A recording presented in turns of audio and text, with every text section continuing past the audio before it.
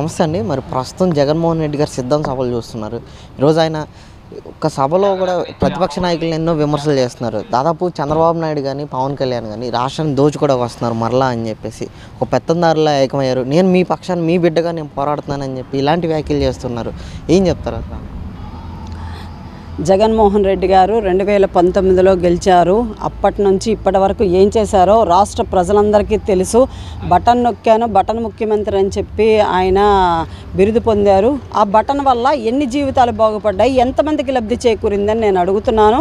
ఒక కుటుంబానికి 1,20,000 సాయం అందిందని చెప్పి ఇంటింటికి వెళ్ళి గ్రామ వాలంటీర్లు XXX సోప్ అమ్మేవాళ్ళలాగా వాళ్ళని తయారు చేసి మరి బిజినెస్ చేసే ముఖ్యమంత్రి కాబట్టి బిజినెస్ మైండ్తోనే సోపులు సబ్బులు సర్ఫులు అమ్ముకునే వాళ్ళలాగా వాలంటీర్ని క్రియేట్ చేసి వాళ్ళకు ఒక 5,000 జీతాలను ఇచ్చి వాళ్ళ భవిష్యత్తుని నాశనం చేసి పార్టీకి కార్యకర్తలుగా మలుచుకొని అనఫీషియల్గా గవర్నమెంట్ సొమ్ముని మరి ప్రజల సొమ్ముని తీసుకెళ్ళి ఆ వ్యక్తులకి ఇస్తూ వాళ్ళ జీవితాలని హననం చేస్తూ ఆయన పార్టీని బలోపేతం చేసుకోవటానికి మాత్రమే ఈ జగన్ ప్రభుత్వం గారు వాలంటీర్ వ్యవస్థ అనేది నిర్మించారు.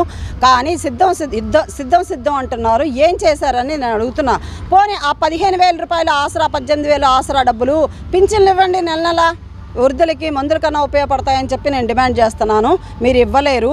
మీరు ఇచ్చేదంతా ఎవరైతే తాగుతున్నారో వాళ్ళ దగ్గర నుంచి 60 రూపాయలు 80 రూపాయలు ఉండాల్సిన బ్రాండ్లను తీసుకెళ్ళి డబల్ చేసి 120 రూపాయలు చేసి మరి జోబుల్లోకి వేసుకుంటూ సగం వాళ్ళకి ఇస్తూ సగం మీ ఇది చేసుకుంటూ మరి బ్లాక్ మనీని వైట్ మనీ చేసుకుంటూ మీరు ఫోన్పేలు కూడా అవకాశం లేకుండా క్యాష్ మాత్రమే ఇచ్చేస్తున్నారు. రాష్ట్రం దేశవ్యాప్తంగా అన్ని క్రెడిట్ కార్డులు, క్యాష్ కార్డులు, SBI కార్డులు వాడుతుంటే మీరు మాత్రం క్యాష్ మాత్రం వైన్ షాపుల్లోని మందు షాపుల్లో నడిపిస్తూ మరి ఇలా చేస్తున్నందుక వాళ్ళ జీవితాలతో ఆడుకుంటున్నందుక ఆ మందులు స్వయంగా ఎక్కడ తయారు చేస్తున్నారు, ఆ మందుల వల్ల ప్రజలకు ఎటువంటి హాని ఉంటుంది, ఏమన్నా ఉందా, దాని రిపోర్ట్ ఏమన్నా ఉందా?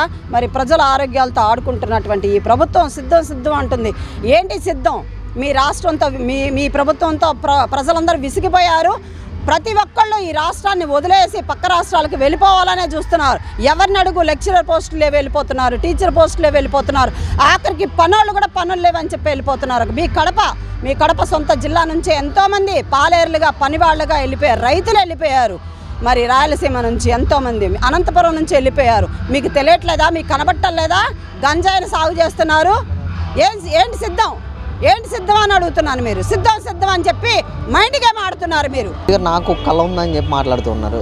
పేదవారి కుటుంబం కూడా పేదరికం సంఖ్యలు తెంచుకుని బయటికి రావాలి, అదే నా కళ అని చెప్పి మాట్లాడుతున్నారు కదా. ఎలా అనిపిస్తుంది అసలు? మాటల వరకే కానీ నా కళ, నా జీవితం, నా పేదవాళ్ళు, నా తమ్ముళ్ళు, నా అక్క చెల్లెలు అంటున్నారు. ఎవరికి ఏం న్యాయం చేశారు? ఎవరికి కూడా న్యాయం చేయలేదు. 1,25,000 రూపాయలు ఇచ్చినంత మాత్రాన వాళ్ళ జీవితాలు ఏం ఉద్ధరించినట్టు కాదు. వాళ్ళేమి హెలికాప్టర్లో తిరుగుతున్నారా, లేకపోతే కారులో తిరుగుతున్నారా, లేకపోతే పెద్ద పెద్ద మేడల్లో ఉంటున్నారా, ఏసీ రూముల్లో ఉంటున్నారా? మీరు చెప్పండి. మీ కళ నెరవేరింది. 5 ఏళ్లుగా మీరే పాలిస్తున్నారు కదా. బటన్లన్నీ మీ చేతిలో నొక్కుతున్నారు కదా. ఇంటింటికి వాలంటీర్లను పంపిస్తున్నారుగా. మరి ఏ రకంగా వాళ్ళ మీ కళని నెరవేర్చుకున్నారు? 5 ఏళ్ళు అవకాశం ఇచ్చారు రాష్ట్ర ప్రజలు. వాళ్ళ బతుకులు హీనంగా చేసి ఎవరికి ఉద్యోగాలు లేకోకుండా, ఎవరికి ఎటువంటి అవకాశాలు లేకోకుండా భిక్షగాలను చేశారు. అంటే ముఖ్యంగా ఈరోజు గంధి శ్రీనివాసరావు గారు చేస్తున్న ఆరోపణలు, పవన్ కళ్యాణ్ చేసే వ్యాఖ్యలన్నీ కూడా సమాజానికి హానికరంగా ఉన్నాయి, ఆయనకి మెంటల్ హాస్పిటల్లో జాయిన్ చేయించాలని చెప్పేసి ఇలాంటి వ్యాఖ్యలు చేస్తున్నారు కదా. ఆయనకేం సంబంధం? ఎక్కడ పోటీగా వస్తారో, భీమవరంలో పోటీ చేస్తారా అని చెప్పి ఇప్పటిదాకా భయపడినట్టున్నాడు. అందుకే ఆయనకి 5 ఏళ్ళు ఆలోచించి ఆయనకి పిచ్చి పెట్టినట్టుంది. ముందు ఆయన తీసుకెళ్ళి విశాఖపట్నం మెంటల్ హాస్పిటల్లో ఆయన్ని చేర్పించాలని చెప్పి మేము తెలియజేసుకుంటున్నాం. అంటే ముఖ్యంగా ఈరోజు సిద్ధం సభల్లో నేను 175 గెలుస్తాను, సిద్ధంగా ఉన్నాను, ఈరోజు పొత్తులు పెట్టుకుని ఎంతమంది కలిసి వచ్చినా సరే నన్ను ఏం చేయలేరు అని చెప్పి సవాల్ చేస్తున్నారు కదా. ఏం చెప్తారు? ఎందుకు చేయలేము? ఏం చేయగలమో? పవన్ కళ్యాణ్ గారు ఏం సాధించగలరో ఇప్పటికే చూశారు. మరి బీజేపీని టీడీపీని కలిపిందే పవన్ కళ్యాణ్ గారు. అది సాధించారంటే మీరు ఆలోచించండి. ఒకప్పుడు మీరు ఏమన్నారు? పవన్ కళ్యాణ్ గారికి అపాయింట్మెంట్ దొరకలేదు, పవన్ కళ్యాణ్ గారికి అలాగా, పవన్ కళ్యాణ్ గారికి ఇలాగా బయట కూర్చున్నారు, వెయిట్ చేశారని చాలా ప్రచారాలు చేశారు. ఢిల్లీ వెళ్తే బయట కూర్చున్నారని చెప్పి అపాయింట్మెంట్ దొరకలేదని హేళనగా మాట్లాడారు. పవన్ కళ్యాణ్ గారు స్వయంగా మోడీ గారిని మరి చంద్రబాబు గారిని కలిపి కూర్చొని మరి తాడేపల్లి పక్కన ఉన్నటువంటి ఉన్నటువంటి ప్యాలెస్ మరి చంద్రబాబు నాయుడు స్వగృహంలోని కూర్చోబెట్టి మాట్లాడిచ్చే స్థాయికి తీసుకొచ్చారు. వాళ్ళని కలిపారు, ఒక్కటిగా చేశారు. రాష్ట్ర భవిష్యత్తు కోసం అందరూ కలిసికట్టుగా వెళ్ళాలి, ఒక రాక్షసును సంహరించాలంటే దేవతలందరూ కలిసి రావాలన్నట్టుగా మరి పవన్ కళ్యాణ్ గారు నిర్ణయం తీసుకున్నారు. ఏం చేస్తారో భవిష్యత్తులో మీరే చూస్తారు. అంటే ముఖ్యంగా ఈరోజు రాష్ట్రం మొత్తం మీద కూడా చంద్రబాబు నాయుడు కానీ లేకపోతే పవన్ కళ్యాణ్ కానీ వీళ్ళిద్దరూ కూడా క్యాస్ట్ ఓటింగ్ అనేది ట్రాన్స్ఫర్ చేసుకోలేకపోతున్నారు. పవన్ కళ్యాణ్కి ప్రతిసారి కూడా క్యాష్ ట్రాన్స్ఫర్ చేసుకుంటున్నాడు కానీ క్యాస్ట్ ఓటింగ్ అనేది ట్రాన్స్ఫర్ చేయలేకపోతున్నాడు. కాపుల్ని మోసం చేశాడు. అందుకే ముద్రగడ్డ గారు మా దగ్గరికి వచ్చారు ఈరోజు అని చెప్పి మాట్లాడుతున్నారు. ఏం చెప్తారు?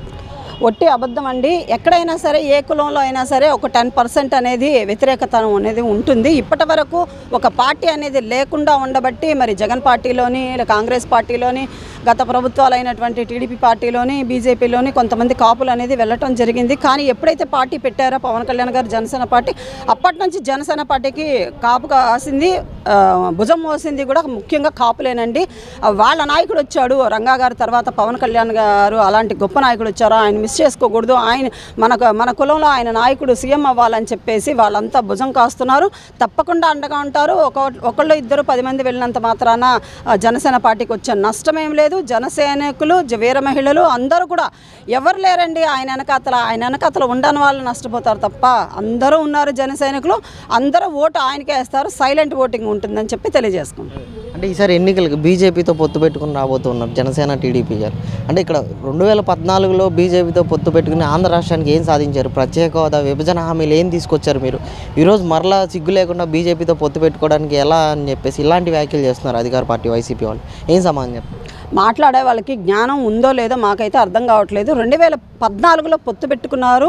అధికార బాధ్యతలన్నీ బీజేపీకి కానీ టీడీపీకి కానీ అప్పచెప్పారు. పవన్ కళ్యాణ్ గారు సపోర్ట్ మాత్రమే ఇచ్చారు. పవన్ కళ్యాణ్ గారు ఎటువంటి అధికారం తీసుకోలేదు. మరి అప్పుడు మీరెందుకు అడగలేదు? వైసీపీ ప్రభుత్వం ప్రతిపక్షంగా ఉన్నటువంటి వైసీపీ అడగలేదు.